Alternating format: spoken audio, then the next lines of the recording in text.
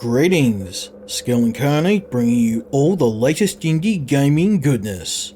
Welcome back as we look at another indie game. This time we're checking out Empty Shell. This game was developed by CC Arts, the guys behind the excellent Postal Brain Damaged, and is published by Hyperstrange, who are one of the best publishers on Steam. Empty Shell is what you would get if you combined survival horror, a roguelike, and a Japanese horror film. It combines minimalistic black and white visuals along with a claustrophobic atmosphere to have a real feeling of dread that I haven't felt since the original Resident Evil. Now this game is one I've been following for a while and I'm very excited to show you the first part of the campaign. Let's delve into the world of Empty Shell. They make us get on wooden boats, weapons pointed at our backs. A backpacker with a weapon and some ammunition, for the lucky ones an automatic rifle, but fewer and fewer of them are seen. They say we'll find supplies on the spot, even if no one has ever been able to confirm it. I never understood why they send us one at a time. We might have a chance with more people together. I've seen dozens leave in the first few weeks. Men, women, young, old. No one's returned. A new boat leaves every 12 to 24 hours. I've seen them disappear into the fog, in a rain that never stops. They say the facility is not far from here, no more than 4 nautical miles, a little more than 3 hours before reaching the beach, if the waves don't overturn the boat and they engulf you in the darkness of the ocean. Next turn is mine.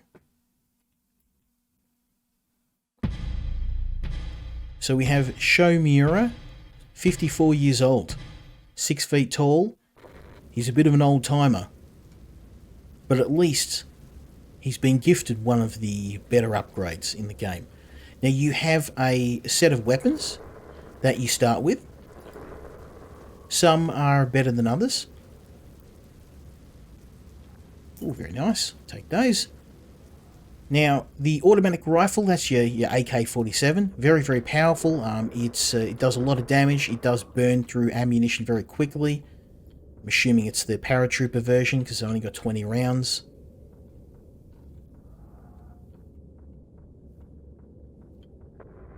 Now, sometimes your loadout can make and break a run, because if you end up with a really bad loadout, I'm actually not doing too bad. I've got one of the worst melee weapons in the game. In terms of range. Whoop.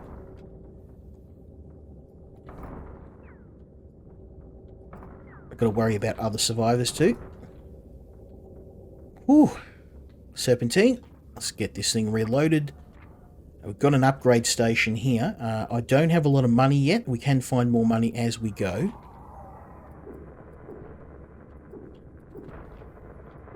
Both by taking down other infected survivors and searching the various... I think I know what's going to be in here. We're going to avoid this for now.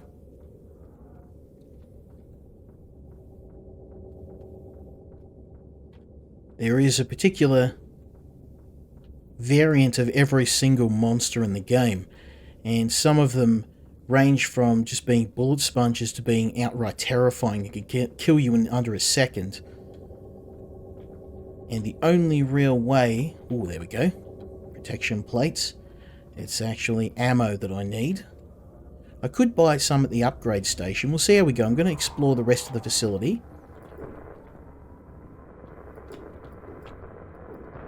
If I don't have any luck, I will purchase some ammo, because money is rare. And really, you want to try and prioritize upgrades if you can. Ouch, damn, he's got a shotty.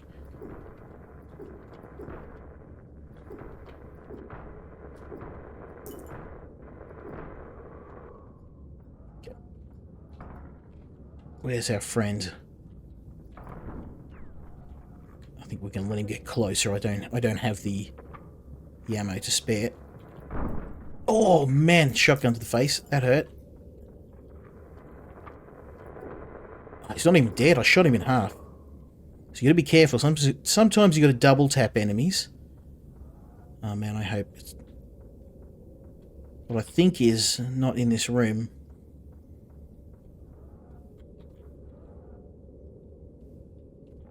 Oh, finally some ammo. Okay, I'm feeling a little bit more secure now. Let's get this thing loaded up. If I run into anything nasty, I can just start blasting.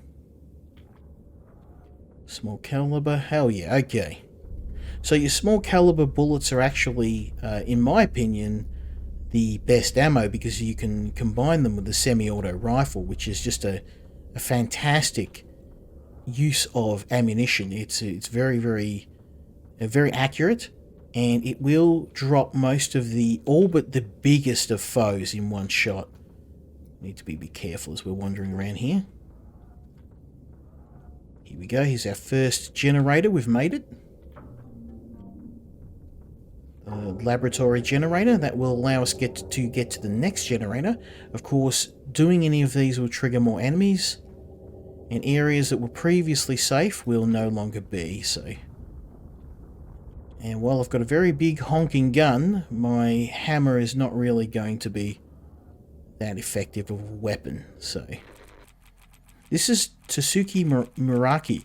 Security night shift of November 15, 1954. Blockage of generator number 2 occurred at 2:09 a.m. Manual restart required. I'm headed to the room. The next night shift is yours. In case you don't know, the room code's 5068. Excellent. So now what we've got is the code to the next... Wait! I didn't want to waste any ammo, but I get smoked if I get caught in a packed corridor. Oh, man.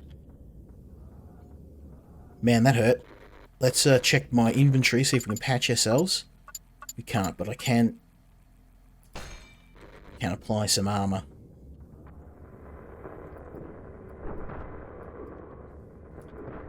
So the armor's going to keep me on my feet.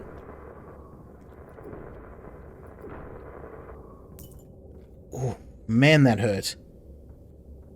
Okay. Yeah, you gotta watch for hordes. They can be found in any of those walls. They kind of look like a door, but it's a tunnel, and then they'll just come pouring out, and if you're not careful, they can shred you in seconds. You can see a couple of hits to the dome nearly killed me, so I may need to purchase medical supplies. We'll see. I think have I been this way? I have been this way. I have been that way. Okay, let's check if there's no, dead end. Oh, what's this? Might be a wall I can break. No. Right, let's get this bad boy loaded up again. AK-47 is not the best weapon in the game, believe it or not. In my opinion, the semi-auto rifle is. I haven't found any energy weapons yet. Apparently, you can get some pretty high-tech gear. This is actually a... time to upgrade my axe. Yeah, here we go. You might wonder why I'm buying a fireman axe. I have nothing but a wee little hammer, so that's not going to cut it. Fireman axe has a massive swing. It's probably the best weapon in the game, and at the start of the game it's really expensive, but 300 beans for a new weapon is not that much when you consider most of the time I'm going to be mixing it up at close range. So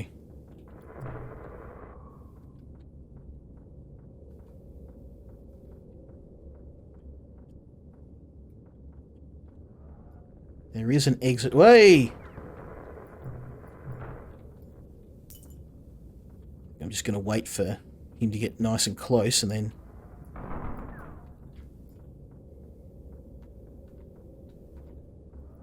Oh, I got him. Very nice. Oh, pretty hurt. I'm just going to wait for him.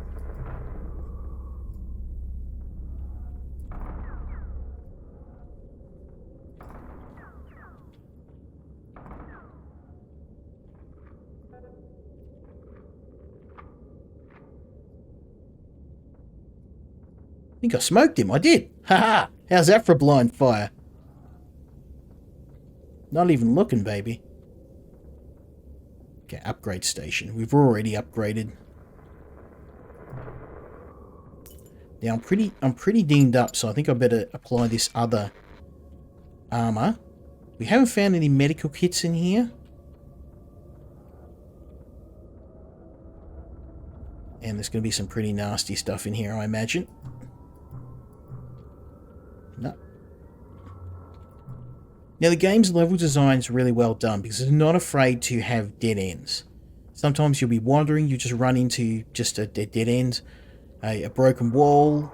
There is secrets to be found, and if you're observant, you can... Oh, yes.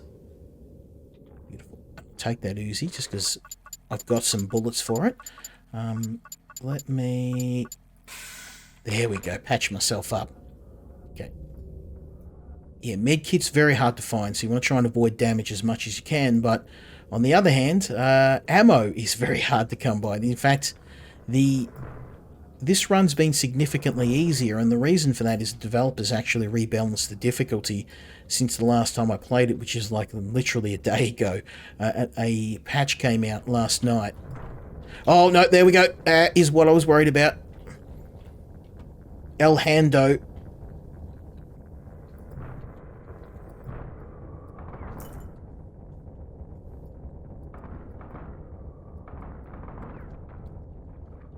Reload, reload. If that thing catches me, it would turn me into paste.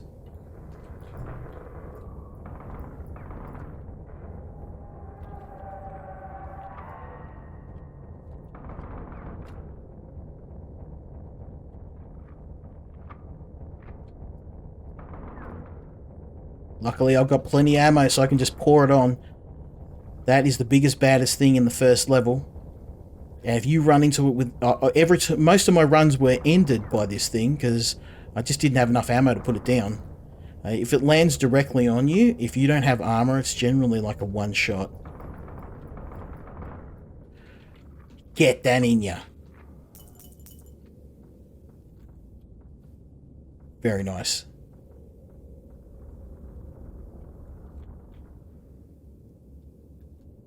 Oh, and a shotgun as well. This game is spoiling me. What I'm going to do is I am going to take the shells and the shoddy.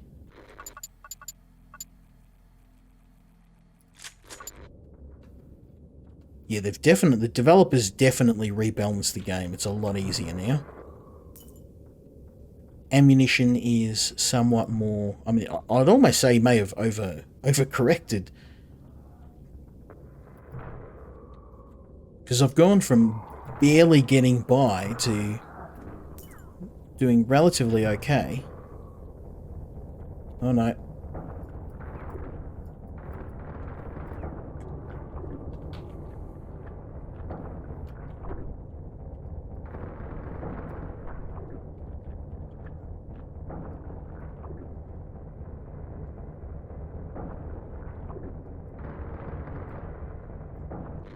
Oh, I know there's a reason why I got the shoddy. Get that up, yeah. Oh no. Ooh. If not for that armor, he would have smoked me. Now there is one more guy. Oh, couldn't see him because of all the gore on the ground. It's very easy to lose track of enemies. I'm very lucky that I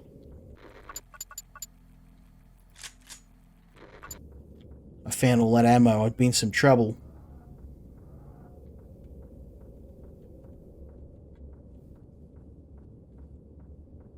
The Uzi's not a very good weapon, but up close you can see it did a fair bit of damage.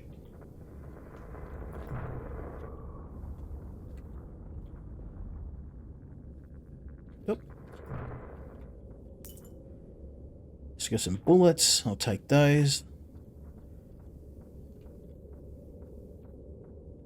We're doing quite well. We've got a fair amount of... Whoa! Oh, another horde! Oh, I didn't even see that. This is where the fireman's axe is coming into its own.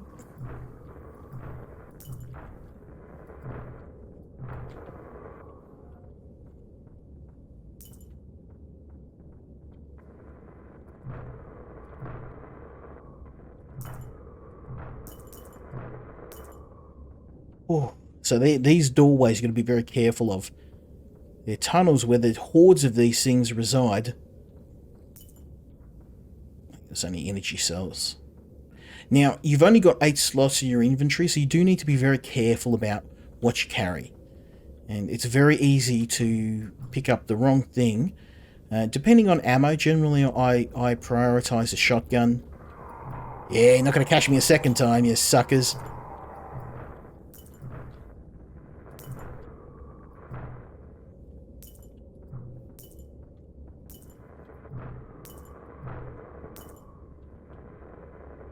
Very nice. Oh.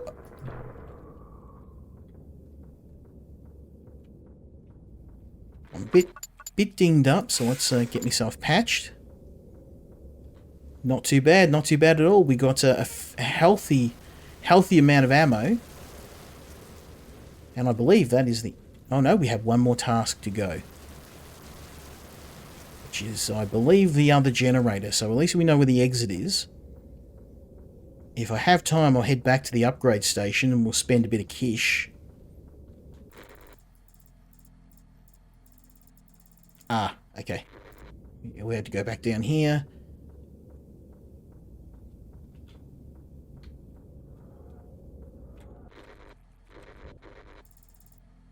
Yep, down here. So basically, we've killed the bigger enemies in the game. Or at least the ones on this floor. Trust me, there's plenty worse than giant spiders and hands trying to turn us into paste. There is some upgrade stations on the way, though, I would like to hit up.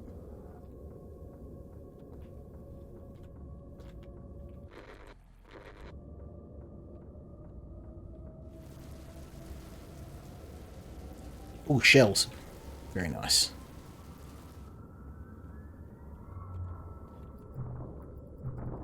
And secret wall. So if you do keep an eye out... Oh, there we go. Just got an achievement. Excellent. So we've got... I think we've pretty much just got the one last generator to go.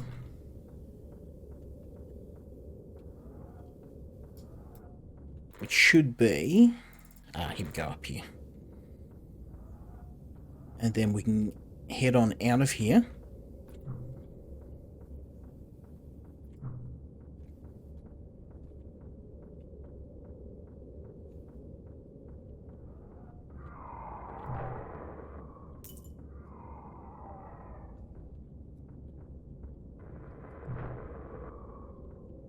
Here it is. Beautiful. So might as well check out this last... Oh, nothing here. Okay, excellent. So we actually managed to beat this level with a one survivor. Now if you die, you do have a pool of other people. But of course, that pool isn't infinite, so you want to try and finish the game as quickly as possible before you run through all your resources. So we've got a bit of money here. I'm going to upgrade my health, so I can go upgrade that and upgrade this. Oh, and protection. I should probably, yeah. Go and that. We've got plenty of money. Taking out the bosses was gave us a nice healthy boost to our funds. Don't need to buy any ammo because I'm swimming in it at the moment.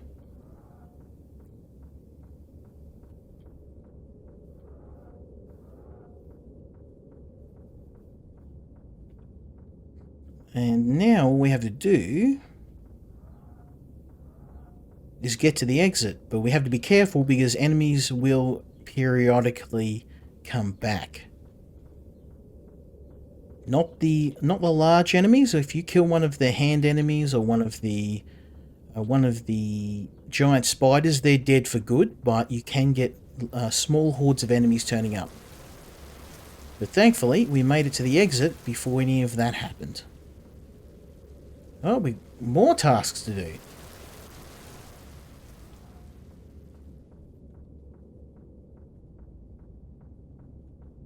Let's have one last looky-loo here. I don't see any open doors we've missed. Ah, there's one there. One last generator.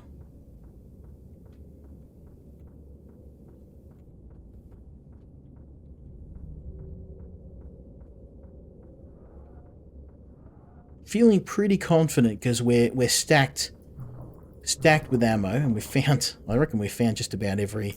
Oh, yep. There we go. Got another achievement.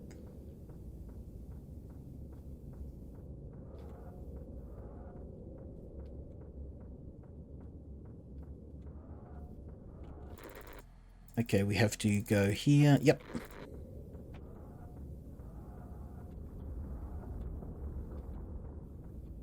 Now, I have been dilly-dallying a bit, so I imagine we'll have to fight a few enemies. And thanks to... I mean, I love the design of the game's map. It's really, really simple and easy to follow. And with all of the corridors here, it's fantastic to be able to... Especially since you're on a bit of a time limit. I've been wasting a fair bit of time, but it's been helped by the fact that I've had a very fortunate loot table in this game. So let's 5068. If I didn't have the abundance of ammo and money and supplies, then this... Whoa, hello! As you can see, enemies do respawn. I might have been in some trouble if not for all the ammo and supplies I picked up along the way. As I said, it is random. You can start off with a character with... I mean, you usually start with one gun, but you can start out with a character with, you know, a gun of barely any ammo at all. An Uzi with maybe one magazine, and good luck trying to fight the spiders or the giant hand with an Uzi.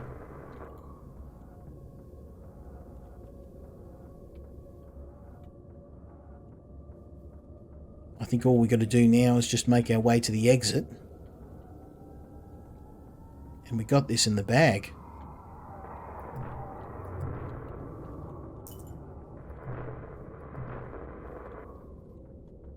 Beautiful.